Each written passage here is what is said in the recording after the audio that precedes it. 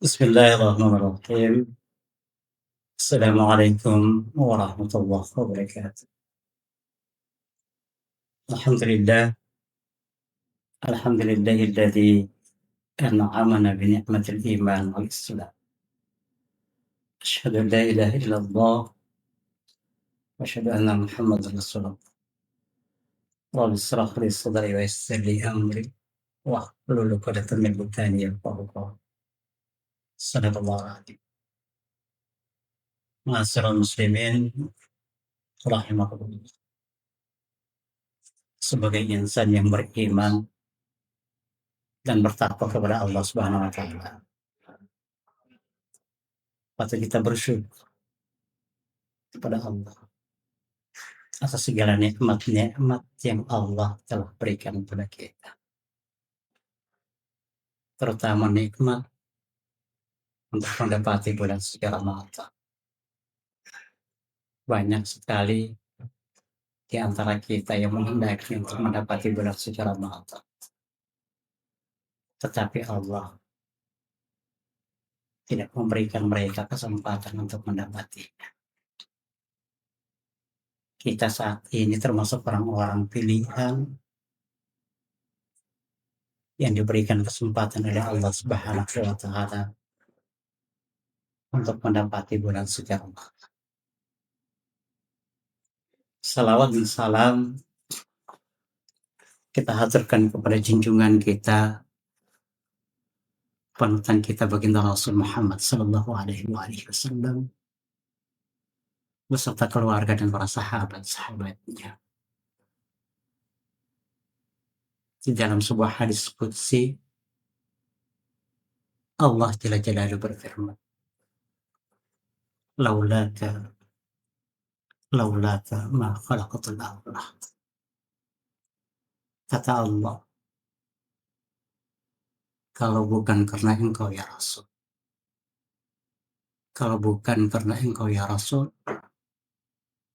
maka aku Allah tidak akan menciptakan alam dan segala isinya.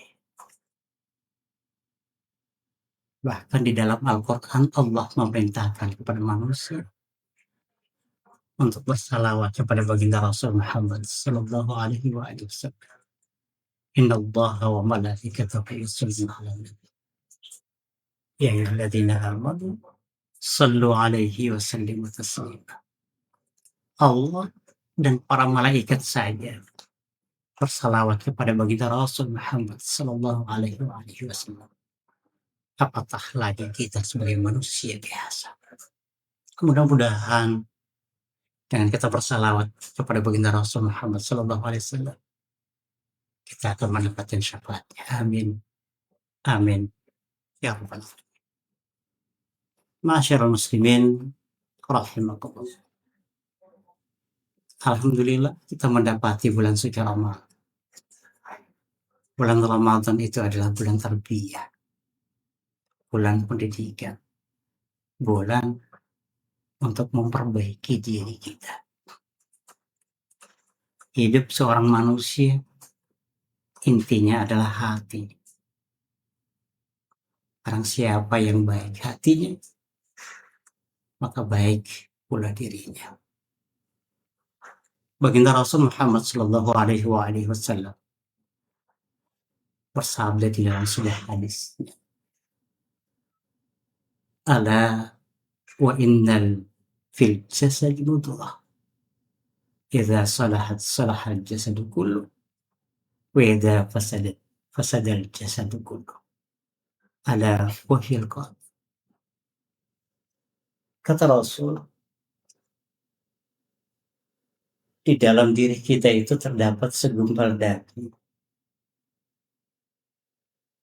Wa inna fil jasad mudghah. Idza salahat salahal jasadu kullu. Kalau daging itu baik, maka akan berpengaruh pada kontribusi perilaku orang yang memilikinya, tentunya baik. Tetapi sebaliknya, kata baginda Rasul Muhammad sallallahu alaihi wasallam, Walidha fasadat fasadal jasadu. Tapi kalau hatinya jelek, maka akan berpengaruh pada pola hidup, perkataan, dan perilaku dari pemiliknya. Apa itu kata Nabi? Ala wahiyakol. Daging itu adalah hati. Imam Al-Muhasibi dalam kitab Al-Murtasyidi, beliau mengatakan bahwa ada dua hal yang merusak hati. Yang pertama adalah orang-orang yang meninggalkan muhasabah. Orang-orang yang tidak pandai mengintrospeksi dirinya. Orang-orang yang pandai mengoreksi orang lain, tapi tidak pandai mengoreksi dirinya. Ini kata Imam Al-Muhasibi adalah orang yang sakit hatinya. Kita harus pandai mengoreksi diri kita sebagai hamba. Apa yang telah kita lakukan ketika telah diciptakan oleh Allah Subhanahu wa Ta'ala? Bukankah tujuan penciptaan kita manusia adalah beribadah kepada Allah? Di dalam Al-Quran jelas Allah berfirman,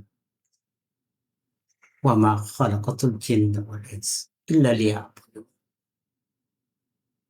Allah tidak menciptakan manusia dan para jin kecuali agar mereka beribadah kepada kata Allah. Maka tugas kita sebagai abdillah, hamba Allah, harus mewujudkan tujuan penciptaan kita di atas permukaan bumi ini dengan sujud, dengan tunduk, dengan patuh kepada Allah. Maka dengan tunduk dan patuh itu menjadikan kita sebagai abdinya, sebagai abdillah. Yang kedua, ikhwatul iman rahimani wa rahimakumullah. Menurut Imam Al-Muhasibi, orang-orang yang terlalu panjang angan-angan, orang-orang yang berambisi untuk menaklukkan dunia. Bagi Imam Al-Muhasibi, orang-orang seperti ini, dia akan mencapai kebahagiaan dunia, tetapi tidak akan menggapai kebahagiaan akhirat. Padahal dalam doa kita selalu bermunajat kepada Allah, memohon kepada Allah, Rabbana atina fid dunya hasanah wa fil akhirati hasanah wa qina adzabannar. Kita mohon kepada Allah keselamatan tidak hanya di dunia, tetapi kita juga bermohon keselamatan dan kebahagiaan di akhirat. Oleh karenanya, ikhwatal iman,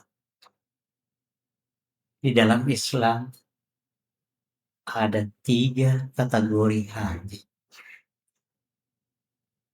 Hati yang pertama di dalam Islam disebutkan sebagai qalbun salim, hati yang selamat. Hati yang selamat itu adalah hati yang selalu berpikir kepada Allah, zikrullah, ingat kepada Allah dengan menjalankan perintah-perintah Allah Subhanahu wa Ta'ala. Yang kedua, qalbun marid, hati yang sakit. Banyak sekali di antara kita yang senang melihat orang susah dan susah ketika melihat orang senang. Hati yang sakit ini tidak pandai untuk menjaga perasaan orang lain, menganggap dirinya paling benar. Dan yang ketiga disebutkan sebagai qalbun marid, hati yang mati. Maka qalbun mayyit itu adalah hati yang tidak dapat menerangi dirinya sendiri. Bagaimana bisa menerangi orang lain sementara dirinya sendiri tidak dapat terang? Hati itu penting. Kata Imam Al-Ghazali dalam kitab Ihya Ulumuddin, hati itu bagaikan lentera. Dia tidak hanya sekedar menerangi dirinya, tetapi dengan hati itu bisa memberikan penerangan bagi yang lain. Maka dengan hati yang kita miliki akan memberikan ketenangan pada sesama. Itulah hati ikhwatal iman rahimani wa rahimakumullah. Oleh karena di dalam bulan suci Ramadan, hendaknya mari kita memperbaiki hati. Jangan selalu berzikir kepada Allah Subhanahu wa Ta'ala. Karena dengan berzikir kepada Allah, wa tatma'innul qulub, hati kita menjadi tenang. Dan ketenangan hati itu akan memberikan kebahagiaan pada diri kita dan juga akan memberikan kebahagiaan pada orang lain yang ada di sekeliling kita. Demikian kuliah 7 menit dalam kurun Ramadan Kementerian Agama Kota Tua.